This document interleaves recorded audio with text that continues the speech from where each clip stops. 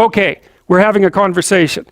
I'm deciding I'm going to listen to you, right? That's different than how people generally communicate, because usually when they communicate, they're doing something like, okay, we're going to have a conversation, and I'm going to tell you why I'm right, and I'll win if you agree.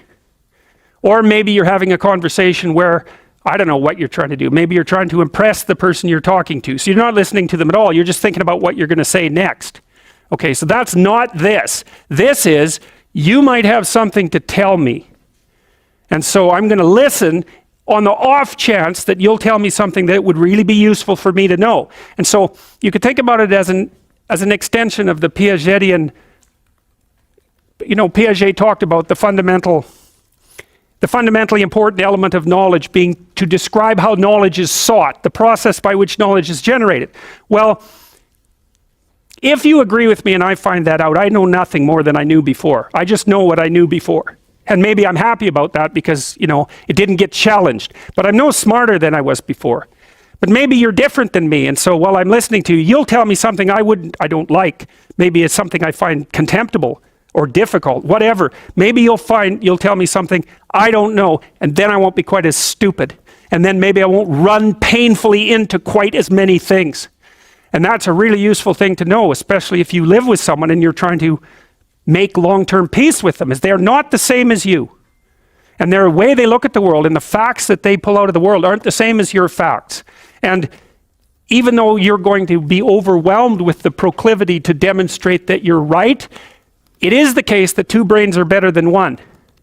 And so maybe 9 of the 10 things they tell you are dispensable, or maybe even 49 out of 50, but one thing, all you need to get out of the damn conversation is one thing you don't know. And one of the things that's very cool about a good psychotherapeutic session is that the whole conversation is like that. All you're doing is trying to express the truth of the situation as clearly as possible. That's it. And so, now, Roger's proposition, and I'll tell you why he derived it, was that if you have a conversation like that with someone, it will make both of you better. It'll make both of you psychologically healthier. So there's an implicit presupposition that the exchange of truth is curative. Well, that's a very cool idea. I mean, it's a very deep idea. I think it's the most profound idea. It's the idea upon which Western civilization, although not only Western civilization, is actually predicated. The idea that truth produces health.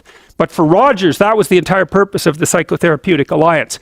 You come to see me because you want to be better. You don't even know what that means necessarily, neither do I. We're going to figure that out together. But you come and you say, look, things are not acceptable to me, and maybe there's something I could do about that. So that's the minimal precondition to engage in therapy. Something's wrong, you're willing to talk about it truthfully, and you want it to be better. Without that, the therapeutic relationship does not get off the ground. And so then you might ask, well, what relationships are therapeutic? And the answer to that would be, if you have a real relationship, it's therapeutic. If it isn't, what you have is not a relationship. God only knows what you have. You're a slave, they're a tyrant, you're both butting heads with one another. It's a primate dominance hierarchy dispute. Oh, I don't know, you're like two cats in a barrel, or two people with their hands around each other's throats. But what you have is not a relationship. And it's extraordinarily useful for people because it's often difficult for anyone to find anyone to talk to that will actually listen. And so another thing that's really strange about this listening is that if you listen to people, they will tell you the weirdest bloody things so fast you just cannot believe it. So if you're having a conversation with someone and it's dull, it's because you're stupid. That's why. You're not listening to them properly because they're weird. They're like wombats or albatrosses or rhinoceroses or something. Like, they're strange creatures. And so if you were actually communicating with them and they were telling you how weird they really are, it would be anything but boring. So, and you can ask questions. That's a really good way of listening. But, one of Roger's points is, well, you have to be oriented properly in order to listen. And the orientation has to be, look, what I want out of this conversation is that the place we both end up is better than the place we left. That's it. That's what I'm after.